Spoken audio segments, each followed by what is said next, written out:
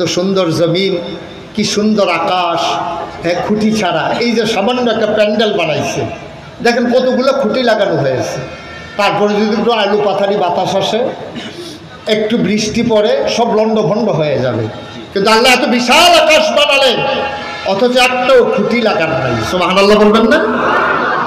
জমিন বানালেন খুঁটি ছাড়া, আকাশ বানালেন খুঁটি ছাড়া, জমিন বানালেন সমতল করে।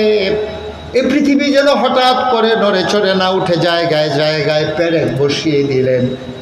আপনি যদি বলেন পেরেক কই, আমি বলবো খাগড়াছড়ি, বান্দরবন, রাঙ্গামাটি, ময়নামতি ক্যান্টনমেন্ট, ওই সিলেটের গারো পাহাড় আর সীমান্তের পাহাড়গুলো ঘুরে ঘুরে দেখো। আল্লাহর কোরআন বলে এইগুলা পাহাড় না, এইগুলাই পেরেকের মাথা। আকাশ বানালেন খুঁটি ছাড়া, জমিন বানালেন সমতল করে। কলু কলু বেড়ে বয়ে যাওয়া নদী, নদীর ভিতরে পানি, পানির ভিতরে মাছ, নদীর কিনারে গাছ, গাছের ভিতরে ফুল, ফুলের পরে ফল, নারিকেল গাছের মাথায় ডাব, ডাবের ভিতরে শরবত, আখের ভিতরে রস, সব আল্লাহ দিয়ে দিলেন। অথচ এই জমিন খালি রাখবেন এটা হতে পারে না। ইমার্জেন্সি অ্যাসেম্বলি কল করলেন, সংসদের জরুরি অধিবেশন। সেখানে স্পিকার হলেন স্বয়ং আল্লাহ, মেম্বার অফ পার্লামেন্ট হলো সমস্ত ফেরেশতারা। বলেন সুবহানাল্লাহ। আউযু বিল্লাহি মিনাশ শাইতানির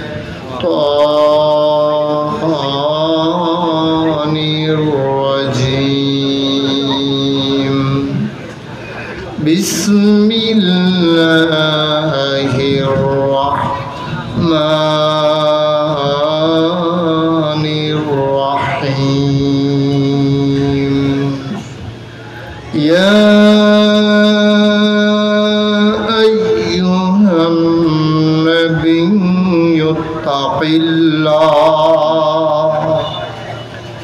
ওয়া লা তুতি'ল কাফিরিনা ওয়াল মুনাফিকিন। ইন্নাল্লাহা কানা আলিমান হাকীমা। ওয়াত্তাবি' মা ইউহা ইলাইকা মির রাব্বিক। ইন্নাল্লাহা কানা বিমা তা'মালুনা খাবীরা। وتوكل على الله وكفى بالله وكيلا. إن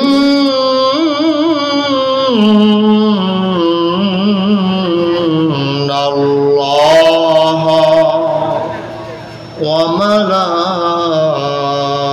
وملائكته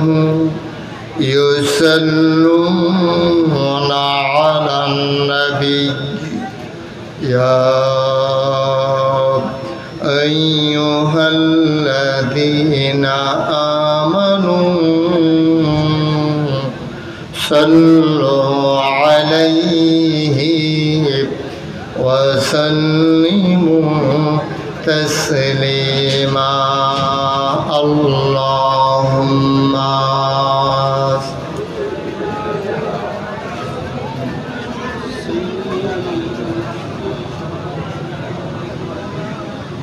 وعلى آل سيدنا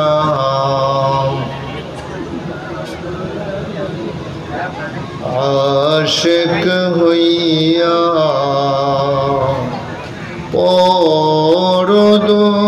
পরদরদ মাশুক তোমার মদিনায়।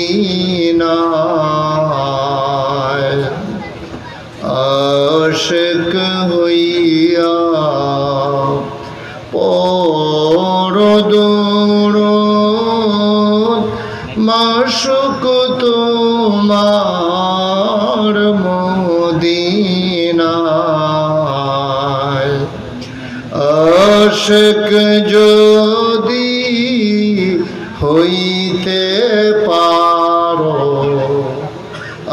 আশিক যদি হইতে পারো, যাইবা সোনার মদিনায়। আল্লাহুম্মা সাল্লি আলা সাইয়্যিদিনা মাওলানা মুহাম্মদ ওয়া আলা আলি সাইয়্যিদিনা।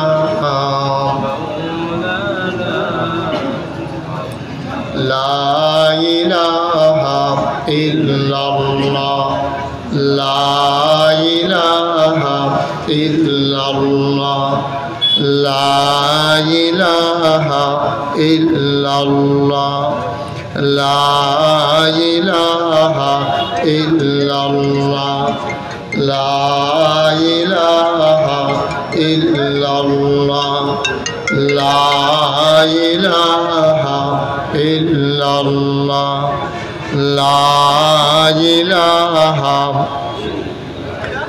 লা ইলাহা ইল্লাল্লাহ মুহাম্মাদুর রাসূলুল্লাহ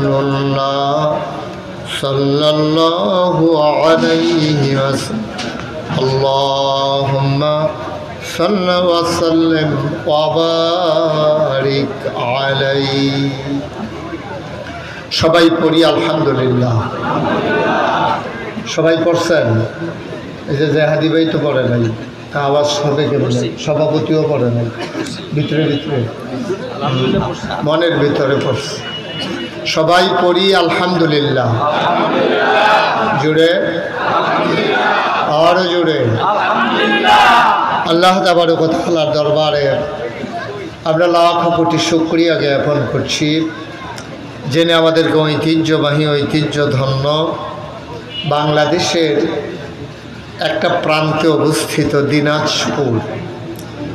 যখন সারা বাংলাদেশে কয়েকটা জেলা ছিল তখনকার জেলা, অনেক প্রাচীনতম জনপদ এই দিনাজপুরের ভুশির বন্দর ফুটবল মাঠে আম্মাজান হাফসা রাদিয়াল্লাহু তাআলা আনহা মহিলা মাদ্রাসার ভবন উন্নয়ন কল্পে বাৎসরিক তাফসীরুল কোরআন মাহফিলের আজ দ্বিতীয় দিবস।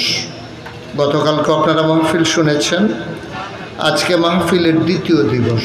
দ্বিতীয় দিবসের প্রান্ত সীমায় আমার পরে আর বক্তা নাই আজকের মতো।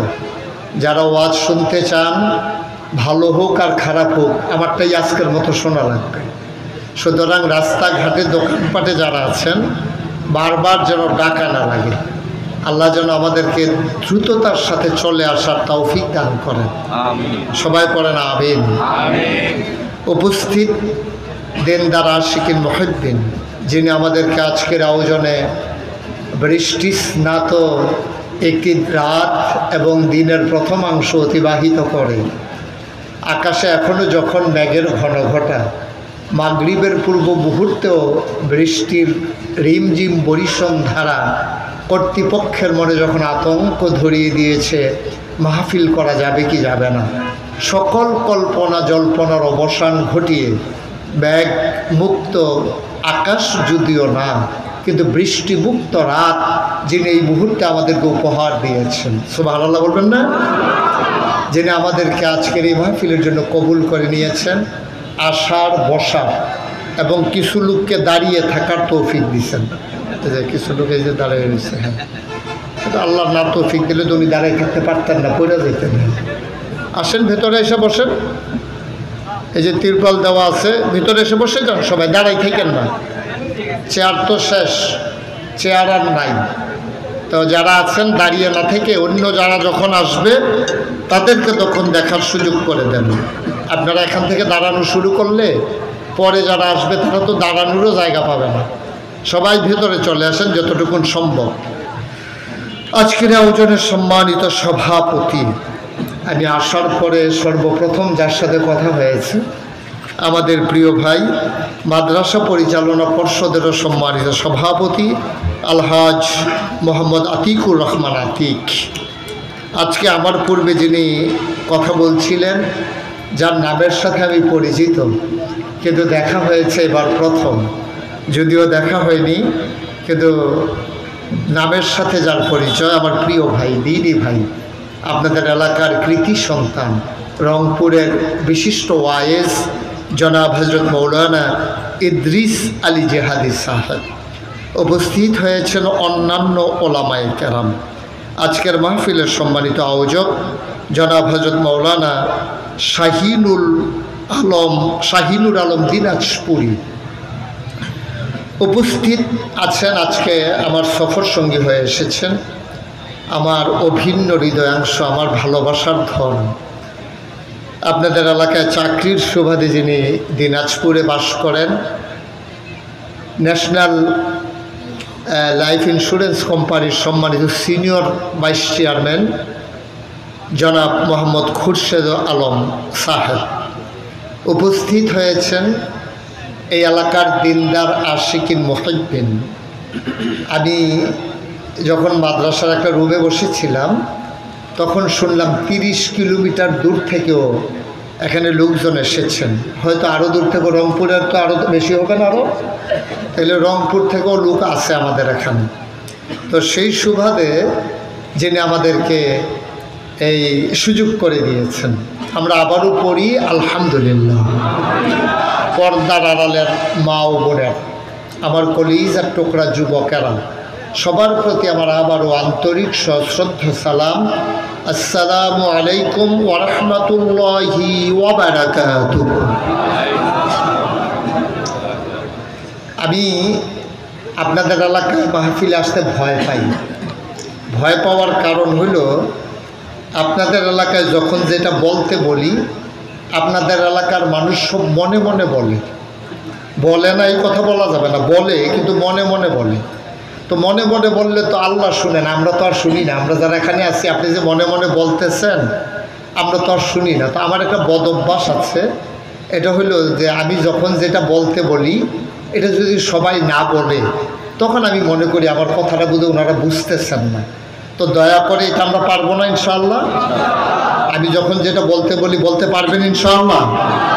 একটু কষ্ট হবে আর কি, যেহেতু আপনাদের এই ব্যাপারে অভ্যাস কম।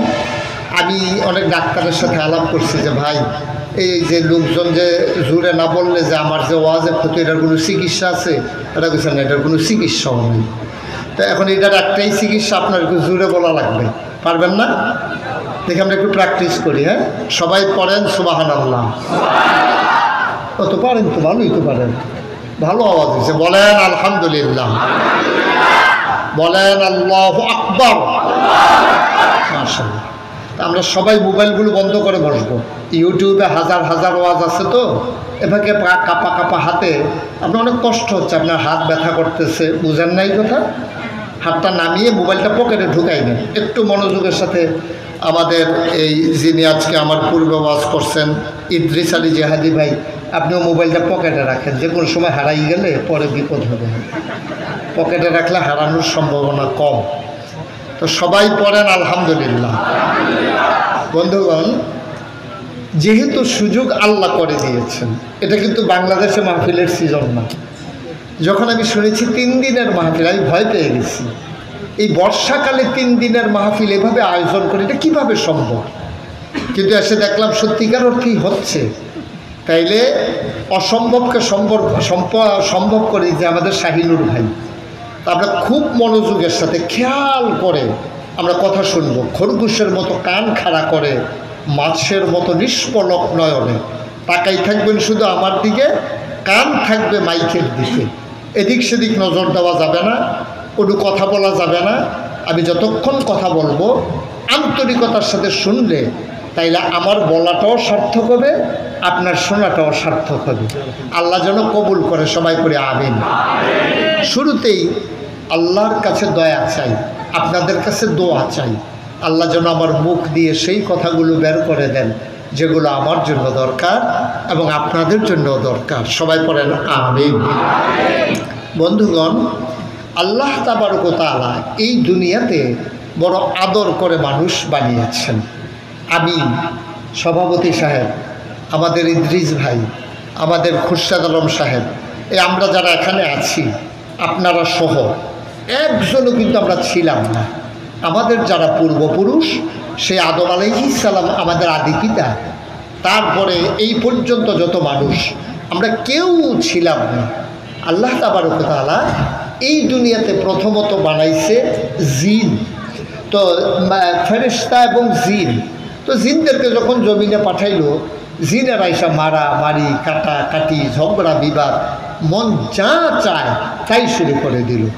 তা আল্লাহ খুব রাগ করলেন। মনে করেন আপনার জমিনে ধান কাটার জন্য আপনি 5 জন লোক আনছেন, কাজের লোক, ডেলি লেবার। এটা আপনাদের এদিকে কি বলে কাজের লোক রে?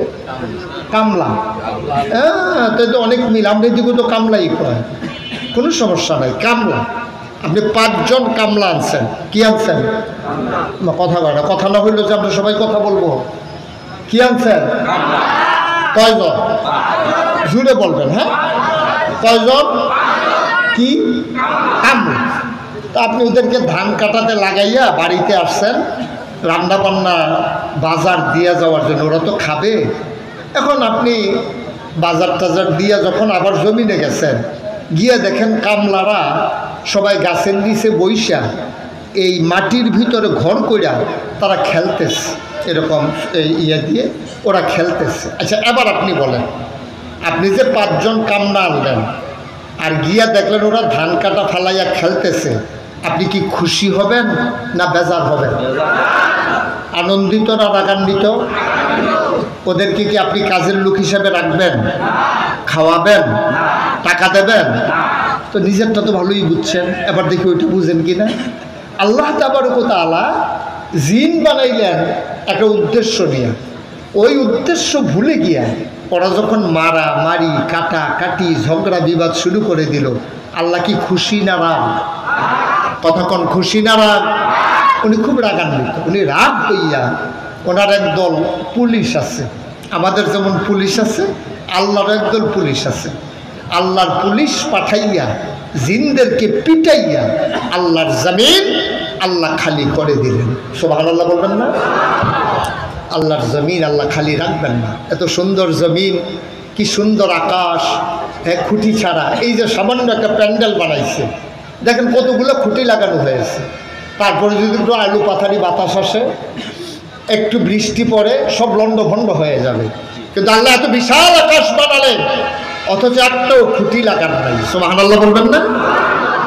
জমিন বানালেন খুঁটি ছাড়া, আকাশ বানালেন খুঁটি ছাড়া, জমিন বানালেন সমতল করে। এই পৃথিবী যেন হঠাৎ করে নড়ে চড়ে না উঠে জায়গায় জায়গায় পেরেক বসিয়ে দিলেন। আপনি যদি বলেন পেরেক কই, আমি বলবো খাগড়াছড়ি, বান্দরবন, রাঙ্গামাটি, ময়নামতি ক্যান্টনমেন্ট, ওই সিলেটের গারো পাহাড় আর সীমান্তের পাহাড়গুলো ঘুরে ঘুরে দেখো। আল্লাহর কোরআন বলে এইগুলা পাহাড় না, এইগুলাই পেরেকের মাথা। আকাশ বানালেন খুঁটি ছাড়া, জমিন বানালেন সমতল করে। কলু কলু বেগে বয়ে যাওয়া নদী, নদীর ভিতরে পানি, পানির ভিতরে মাছ, নদীর কিনারে গাছ, গাছের ভিতরে ফুল, ফুলের পরে ফল, নারিকেল গাছের মাথায় ডাব, ডাবের ভিতরে শরবত, আখের ভিতরে রস, সব আল্লাহ দিয়ে দিলেন। অথচ এই জমিন খালি রাখবেন এটা হতে পারে না। ইমার্জেন্সি অ্যাসেম্বলি কল করলেন, সংসদের জরুরি অধিবেশন। সেখানে স্পিকার হলেন স্বয়ং আল্লাহ, মেম্বার অফ পার্লামেন্ট হলো সমস্ত ফেরেশতারা। বলেন সুবহানাল্লাহ। আমাদের দেশে একটা সংসদ আছে নাকি নাই? ছিল, এখন ঘরটা আছে, লোকটা নাই। ঠিক আছে না? সংসদ ভবনটা আছে কিন্তু লোকগুলা নাই। এমন কাজই করছে, কেউ দৌড়ান দেওয়া লাগে না, নিজে ইচ্ছে করে চলে গেছে। নাউজুবিল্লাহ, আস্তে কন, জোরে বলেন নাউজুবিল্লাহ। তেমন কাজটা আপনি করবেন কেন যে কেউ বলার আগে আপনি পালাই যাওয়া লাগে? এই কাজটা করার দরকারটা কি আপনার? কোনো দরকার ছিল না তো। আমার আল্লাহ রাব্বুল আলামিন তিনি ইমার্জেন্সি অ্যাসেম্বলি কল করলেন। পৃথিবী চালাতে যেমন বিভিন্ন রাষ্ট্রীয় অবকাঠামো আছে, আমেরিকাতে আছে হোয়াইট হাউস, ভারতে আছে আপনার লোকসভা, ব্রিটেনে আছে পার্লামেন্ট, আমেরিকাতে হোয়াইট হাউস, বাংলাদেশে সংসদ ভবন। আল্লাহর একটা সংসদ আছে, সেখানে স্পিকার হলেন আল্লাহ, মেম্বার অফ পার্লামেন্ট হলো সমস্ত ফেরেশতারা। বলেন সুবহানাল্লাহ।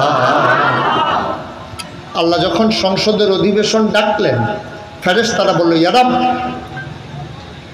আপনি কেন আমাদেরকে ডেকেছেন? আলোচনাটা হয়েছে, খুব খেয়াল মনোযোগের সাথে শুনবেন, আলোচনা হয়েছে লক্ষ কোটি বছর আগে। আর এটা যেন আমরা দিনাজপুরের মানুষ, এই যে ভুশির বন্দরের মানুষ যেন জানতে পারি, এই জন্য কোরআনুল কারিমে ১৫০০ বছর আগে আল্লাহ কোট করে দিয়েছেন। সুবহানাল্লাহ বলবেন না? আলোচনাটা কি হয়েছিল? ফেরেশতারা গিয়ে জানতে চাইল, মাওলা ও রব্বে কারীম, আপনি কেন আমাদেরকে ডেকেছেন? আল্লাহ তাবারক ওয়া তাআলা লক্ষ কোটি বছর আগে বলে দিলেন। কি বললেন সেই দিন? আল্লাহ বললেন, সবাই পড়েন, আউযু বিল্লাহি মিনাশ শাইতানির রাজীম, বিসমিল্লাহির রাহমানির রাহিম, ইন্নী জাইলুন ফিল আরদি খলিফা।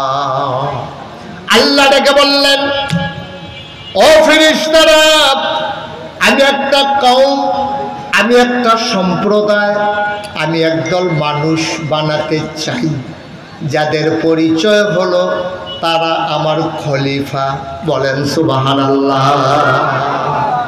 ফেরেশতারা বলল, দরকার নেই, এর আগে জিন বানাইছিলেন মনে নাই, ওরা মারামারি করলো, কাটাকাটি করলো, ঝগড়া বিবাদ করলো, মানুষ বানাবেন এমনই তো করবে, মাহফিল ফালাইয়া দোকানদারি করবে, মাহফিলের পাশ দিয়া চলে যাবে, নামতে মন চাইবে না, বাড়িতে ঘুমাবে, টেলিভিশন দেখবে। দরকার নাই মানুষ বানানোর, মারামারি করবে, কাটাকাটি করবে, ঝগড়া বিবাদ করবে, কোনো মতে ক্ষমতা পাইলে আর ছাড়তে চাইবে না। দরকার কি মানুষ বানানো? দরকারই নাই মানুষ বানানো। আল্লাহ তাবারক ওয়া তাআলা তাদের যুক্তি মানলেন না, তিনি বুদ্ধিপূর্ণ যুক্তিপূর্ণ জবাব দিয়ে দিলেন। আল্লাহ বললেন, ইন্নী আ'লামু মা লা তা'লামুন, আমি যা জানি তোমরা তা জানো না। সুবহানাল্লাহ বলবেন না? আচ্ছা, এই কথাটা কেন বললেন? যেমন আজকে এখন আল্লাহ ফেরেশতাদেরকে ডাক দিছে, দিয়া বলতেছে, আয় ফেরেশতা, ওই যে বলছিলাম মানুষ বানাইতে চাই, তখন যে না করছিলা, একটু ভুশির বন্দর মাঠে একটু ঘুরে আসো তো দেখি। আল্লাহ, আমরা তো ওইখানেই আছি। কই কি দেখতে আসো? কয় কাদা, তারপরে বসার জায়গা নাই, তারপরেও অনেক লোক, কেউ বসতে পারছে, কেউ দাঁড়িয়ে আছে, আরো লোক আসতেছে। সুবহানাল্লাহ বলবেন না?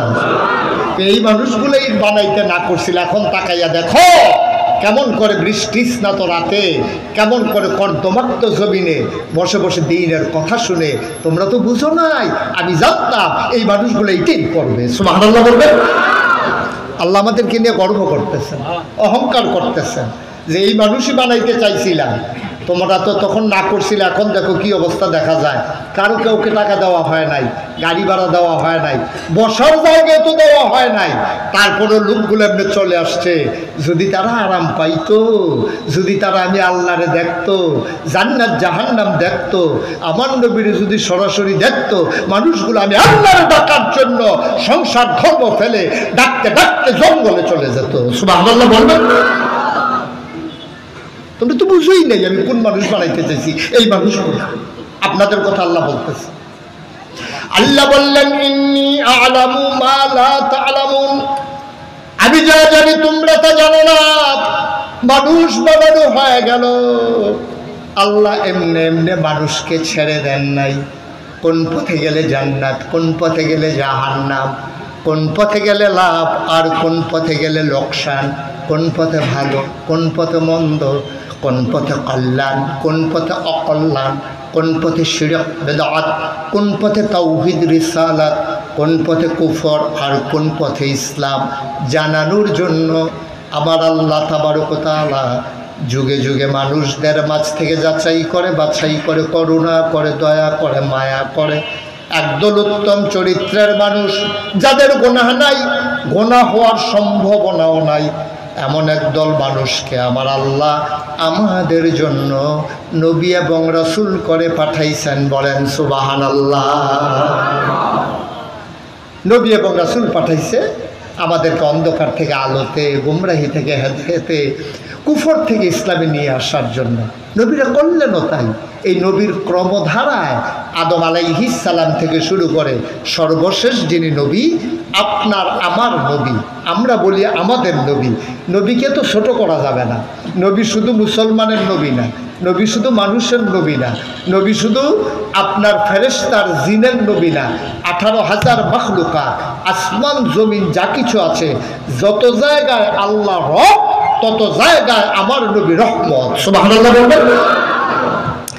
এই নবীর সুন্নাহ যদি কেউ অনুসরণ করে, সে যদি ঈমান নাও আনে, তারপরেতে শান্তিতে বসবাস করবে। এজন্যে বর্তমান বিশ্বে অনেক কাফের বেদিনেরা নবীর সুন্নাহগুলো খুঁজে খুঁজে বের করে।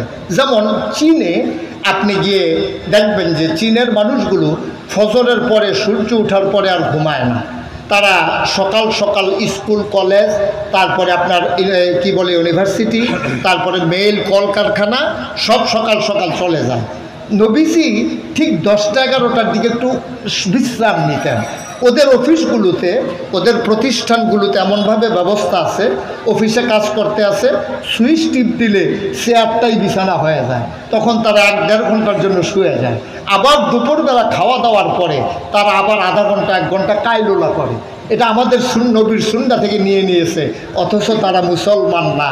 চীন আজকে বিশ্বের অন্যতম একটা পরাশক্তি এবং এই কি বলে অর্থনৈতিকভাবে একটা ধনী রাষ্ট্রে পরিণত হয়েছে।